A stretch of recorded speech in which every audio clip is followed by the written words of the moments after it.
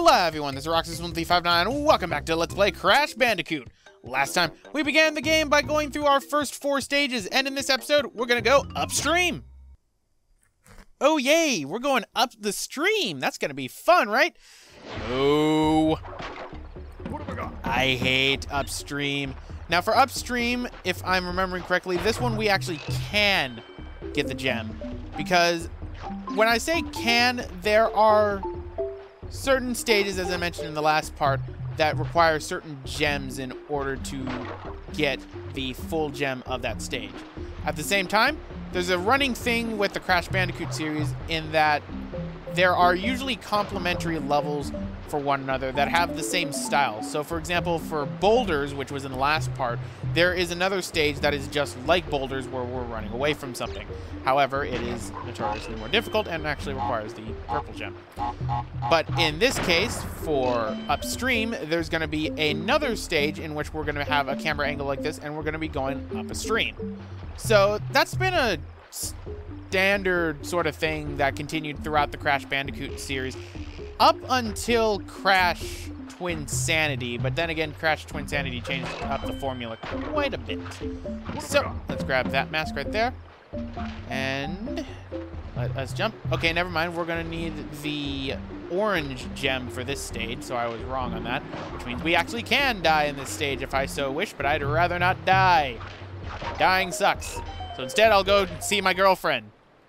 Question, why am I going to these bonus rooms where my girlfriend currently is? And why does she not come with me? Come on, we can get out of here. It'll be easy. Now, you don't need to break all the boxes inside these stages, so I just grab the ones that have lives in them. There we go. I don't get why Crash keeps on, you know, wiping his brow like that. That's not difficult, Crash. I mean, you're just jumping over a few boxes. That being said, some of the later bonus rooms kind of can be a little bit difficult, I will admit. Not too much, though. So, let us keep on going up the stream. And munch. Yes, we need the orange gem for this one. So, let us leave the stage and then get pelted by a bunch of boxes we missed. Ow, ow, ow. Okay, so I only missed 3 boxes. That still hurt. You don't need to drop them on my head. You could just tell me, great, but you missed 3 boxes. You don't need to drop them on my head. So, now we're going to go and face our first boss, Papu Papu, who is the tribal chief on Insanity Island. So, boss time. How do these work? Pretty much, they will have a small little health bar, usually saying their name. Find out what their telegraphed attacks are. And then jump on them. That's how we do Papu Papu. Or I could just jump on him again. Wait, can I do that again? Okay, that was odd. Okay, that works. I mean, I lost my Aku Aku masks, but that was doing that rather weird. I guess I was just hitting him before his animation finished. But now let's go to the Rolling Stones. Oh boy, we're getting the magazine, right? Nope. Now this stage requires you to have the blue gem in order to get all of the things you need. At the same time, though, there is another one of the bonus rooms that is inside of this stage, and we'll be seeing that once I grab the first of the tokens. So, we also got our ton of tokens that are around here, so make sure you grab those. Let's go on these, get ourselves some of these delicious Wumpa fruits, and we get our first embryo token. Those will lead you to an embryo bonus room that will pretty much, they're just designed for live grinding, similar to how Tawna's bonus rooms are, only in Tawna's bonus rooms, we end up getting to save, and embryos, all we get is pain. Nothing but pain. Now, there's another Brio token that's actually right here. In fact, I believe it's this one. Right there. So now we're going to go back and get that one. That makes death number 2. But luckily, I get my Aku Aku mask back, and there was no way I could get the gem inside of this stage anyway, because I don't have the blue gem. We won't be getting the blue gem until the 3rd island, so... Right. There it is. Now, one thing, whenever you end up dying, you still keep all the tokens you ended up grabbing, so don't worry about losing any tokens. Now, did they all blow up? Yes, they did. Now, why did I have to make sure that they all blow up?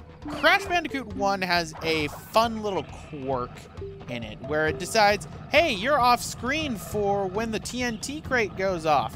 Well, you'd think that it'd be a chain reaction nonetheless. No. If you do not see all the boxes explode, only one will explode. Because logic? I have to thank some call me Johnny when I ended up watching his review of Crash 1. I didn't even know that was a thing. Would have made my life a lot easier when doing Crash 1, that's for sure. 1 second. Sorry about that, ladies and gentlemen. So, let's grab our third Tana token and let us go to see our girlfriend yet again. Like, seriously, why don't you just come with us? That way I don't have to go all the way to Cortex's castle. We could just be together and everything would be hunky-dory. Let's get 100 so I can get myself another life. Always good to get lives. Oh, no lives at the end? Lame. So, that takes care of that. Whoa. Okay. The safe screen glitched out. You know, I would expect this on physical copies of the game. I'm playing this on the PSN version of the game, ladies and gentlemen, so I have no idea what the heck is going on with that. What I do know, though, is there's where the blue gem would take you down. It takes you down to a little path right there that you can try to glitch to, but you'd be in vain because you'd end up having to kill yourself just to get out. But now let's go into an embryo room. Oh boy, I'm gonna die in this one. Now please note these don't go to the death count. Right, so that's the first half.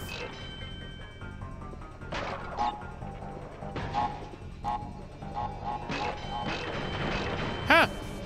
I did the Brio room right. Now that's a surprise. I normally suck at those. And as you can see, since we don't save, they don't count towards 100%. So you can skip the embryo rooms anytime you want. I believe there's only 3 of them total inside the game, so you don't need to worry too much. But that takes care of the Rolling Stones. And now we can just go back to our map. Whenever we die, we don't get to go to see our screen of, great, but you missed this many. But now, let's go ride a pig. Hog Wild. Hog Wild is a bit different. I don't like the way Crash eyes that hog. But, yep, we're riding that hog. We're riding that hog. Sorry, I had to make the joke. It's one of the only good, memorable episodes from, like, Season 3 and Season 4 of Dexter. What do you expect? But the hard part about this stage is it's completely on rails, and if you miss a box, pretty much you are dead, which is why I am dead right now. Barely touched the spikes. And since I ended up back here, that means I have to go back to the map. I'm going to cut this out in the future if it gets too much, because I can think of a certain stage in particular in which that's going to be annoying. And we're actually getting close to it, too. I'm going through this a little bit faster than I'd like. But let's ride this hog again. Interestingly enough, too, this theme that plays in Hog Wild, it's the theme that tends to be associated with Crash 1 a lot of the time, besides the main theme. And I don't know why that is the case. I know Naughty Dog used it inside of the scrapbook for that you would unlock when you got 100% or 101%, I believe, inside of Crash Team Racing. So, right? Woo, that was close. Oh. Get out of my way, tribal people. I don't care that you want this pig. It's my pig. It's mine. You hear me? Mine. That's your pig right there. See, it's roasting. Or it's on a rotisserie, but it's not roasting. Maybe they just want Bandicoot side dish with it. And there we go. That completes it. Although we don't get to see whether we were successful or not, so I guess you have to keep track of that yourself. But perfect is always good for me. 17. Okay, so I guess they aren't just that. Hey, look! The save screen's back to normal. That's good. That's good. Man, we're breezing through this. We're already almost through a quarter of this game. I did say that Crash 1 can be beaten within about 3 hours. So, let's go now to Native Fortress. This is pretty much the same as the Great Wall, only a little bit different. This one requires the red gem in order to get the gem for it, so don't come here your first time expecting to get a gem. And there's also another variation of this stage, actually, once we get to the final levels of the game, so we're not exactly done with this trope just yet. Yeah, that could pretty much be used to describe a lot of Crash Bandicoot levels. It's just a trope. Right, go down and let's go up now. Pop. Alright, so pretty much what you have to do is climb up this. These little platforms right here, they will actually reset after a while, so you need to quickly make sure that you climb up before they reset. Right, let's climb up. Anything? Nope, I don't see an Aku Aku mask. I was kind of hoping for one. Boingy. Boing. Die. Die, turtle. No one cares. Die. Stupid Venus flytrap. Let's wait for the fire. And continue onward. Ah, a monkey. Die, monkey. Climb on down and... Hi, native. Die. Now, for those natives, just to make sure, you cannot spin them. If you spin them, you will bounce back extremely far, usually leading to your death. So what you should do instead is jump on them, then spin them. Which is why I totally just did that to a turtle, which was entirely unnecessary. Stupid moss, I end up sliding down this stuff. Hi! Bye! Right, and down we go. Ow! Wait, why are you still there? I want the lives. I want the lives. I want the life. Alright, there we go. So 36 lives right now. That's not bad, actually. And I'm gonna jump over this monkey, if I can clear it. I cleared the monkey! Now the monkey dies. Now there should be an Aku Aku mask on our way up here, but let's go and see our girlfriend again! Seriously, just come with me! I go into this portal, I can just make it through the rest of the level, and then we can be home free! That's all we can do! Come on! It's that easy. Oh, this is actually the shortest bonus stage out of them all. But 21% done! Already! And we're on the 8th level, so we're a quarter of the way done with levels. And we have 3 gems. Still no keys, but we won't be getting keys until pretty much the tail end of the 2nd island, actually. For those that don't know, there are a total of 4 islands inside of this game, and the number of levels vary in between each one. So for right now, let us just keep climbing up this native wall. You know, Crash, now that I think about it, you're climbing up this wall, but then I have to question why. I'm pretty sure you can go around the wall, because I'm pretty sure there are shorter versions, like shorter walls to climb over. Just saying. Now this box right here, you're going to have to use the turtle in order to get this box. So do not spin this turtle until you get that box. Anyway, we're going to go over this way because I want to say screw level design, screw level design, screw level design. Come on. I guess I have to go back. I could have sworn that there was... Oh, that's why. Okay, I have to move forward a little bit. Okay, nothing right here. So instead, we'll climb over right here and kill turtles. Right, boing, boing. Deet. Boing. Death to the monkey. Don't care. Oh, that was close. Grab the life. And here's where you need the red gem in order to get all the boxes in the stage, because you end up going cloud platforming. I guess solid clouds aren't just a thing inside Mario universe. Right? Boing, boing, boing. There we go.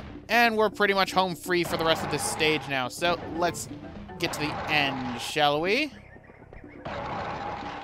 I love that part of this level where you can just skip all the platforming. That's the best part of the stage. Climb up. And because I just want boxes, because boxes must die. Right, and go up. And home free. There we go. So that takes care of Native Fortress. That is going to be the last of the Fortress-style levels for quite a while. So say goodbye to them, and then wish that they were back come the second island. Which, if I am remembering correctly, we end up right now with Up the Creek. Now, Up the Creek is the one where we should be able to get the gem, since the last one we couldn't. However, Up the Creek is a lot more difficult than the Upstream level, if you ask me. But then again, Upstream is one of the early levels in the game, so it's no surprise that this one is a lot harder. Okay, let's spin up the moss here and jump on the lily pads.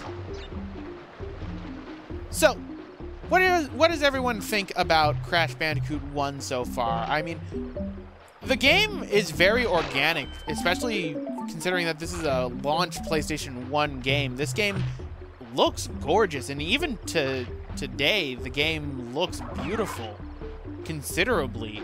And I think part of that is because one thing I've always noticed is the more cartoony style the graphics, the better a game generally ages, because you don't have to worry about looking realistic or anything.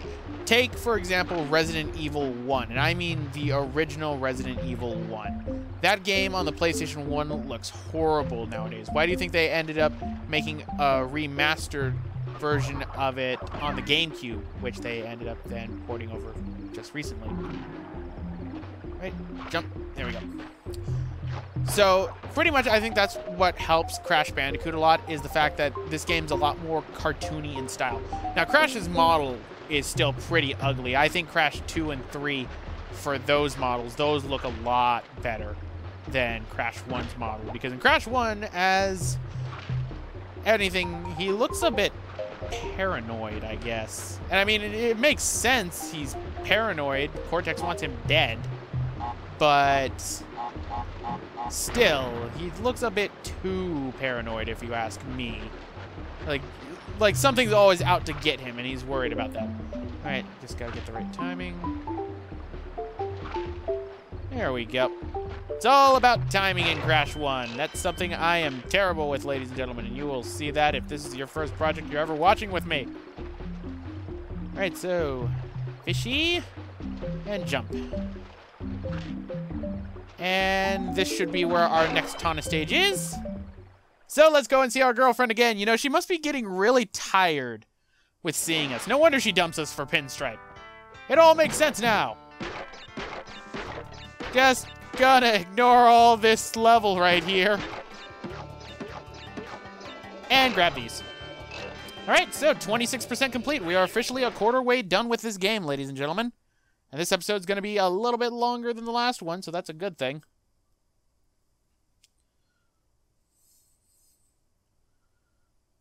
Alright, so back to Up the Creek. But will we have a paddle? If not, we're kind of screwed. Alright, so let us keep going. Grab that.